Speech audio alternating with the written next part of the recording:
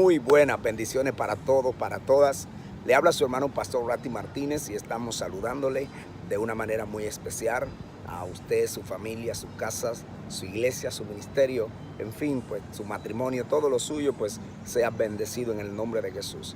En esta ocasión me acerco a ustedes con el objetivo de predicarle o anunciarle o hablarle acerca de una historia muy hermosa.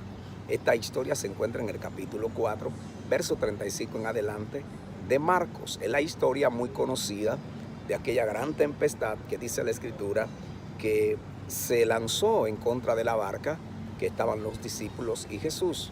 Notemos algunas cositas allí que para mí son importantes. Número uno, la Escritura dice que Jesús le había dado una palabra a los discípulos, la cual era: vamos hacia el otro lado. Jesús, dice la Escritura, que se había puesto en la parte inferior de la barca. Dice que estaba en la parte inferior con el objetivo de descansar. El maestro estaba descansando en la barca. Ahora, note esto.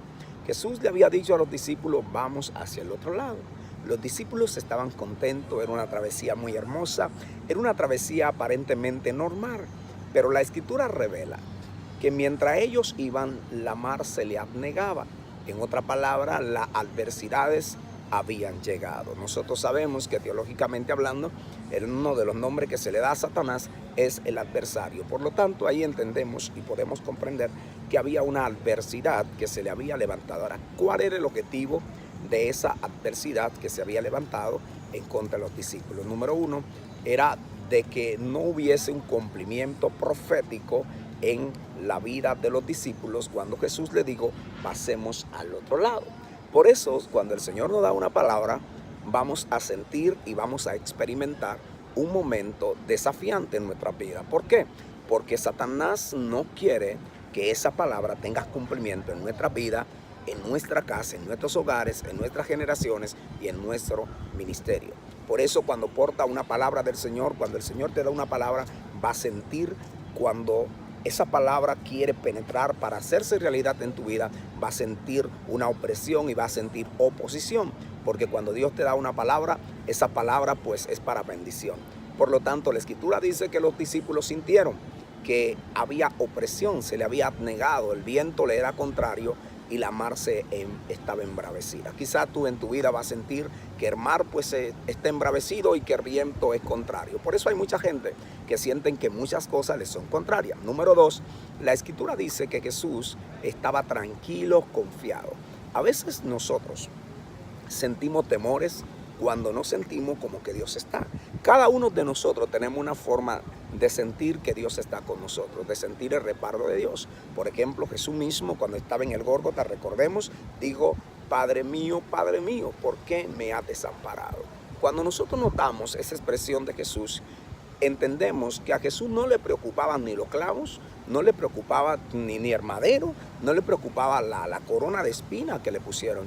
A Jesús no le importó que los clavos traspasaran sus pies, que traspasaran sus manos. A Jesús le interesó y se preocupó por entender y saber que el Padre estaba con él. Cuando Jesús sintió que su Padre no estaba aparentemente con él, entonces dice: ¿por qué me has desamparado? No solamente pasó en la vida de Jesús, también ha pasado muchas veces en nuestras vidas, que hemos sentido como que el Padre no está con nosotros. Y ahí entonces vienen los temores: si lo que Dios dijo se va a cumplir, lo que Dios dijo se va a manifestar. Y entonces comenzamos nosotros a entrar en temores: ¿será cierto lo que me dijo el profeta? ¿Será cierto lo que me dijo el maestro? ¿Será cierto lo que me dijo el pastor, el apóstol? Entonces allí vienen las interrogantes en nuestras vidas. Pero Jesús le había dicho a los discípulos: pasemos al otro lado. Quiero pues dejarte con este último punto para desarrollarlo, y es el siguiente. Mientras ellos estaban llenos de temores, mientras estaban totalmente atribulados, la Escritura dice que sintieron tanto temor que cometieron el error de querer depender de sí mismo, de su experiencia. Recordemos que los discípulos eran hombres de experiencia marítima. Eran hombres que habían sido consagrados y habían tenido experiencia en lo que es la práctica y en lo que es la mar. Pero la Escritura dice que mientras todo eso acontecía, que ellos trataron de depender de su propia fuerza, nos da una enseñanza. En los momentos más difíciles de nuestra vida no podemos depender de nosotros. ¿Por qué? porque nosotros nos desesperamos. Hay un momento que se bloquea la visión, se bloquea el entendimiento de la revelación de Dios cuando nosotros nos desesperamos. Entonces ese es el momento cumbre donde no debe de desesperarte. El salmista David nos enseña en el capítulo 40 de los Salmos. Dice: pacientemente esperé a Jehová, escuchó mi clamor y se inclinó a mí. Y no solamente esto, sino que hay una acción que se produce. ¿Cuál es esa acción? Que dice: y sacó mis pies del lodo cenagoso. Entonces imperante, es imprescindible que entendamos esto. En conclusión, quiero decirte que pasó algo que me impresionó.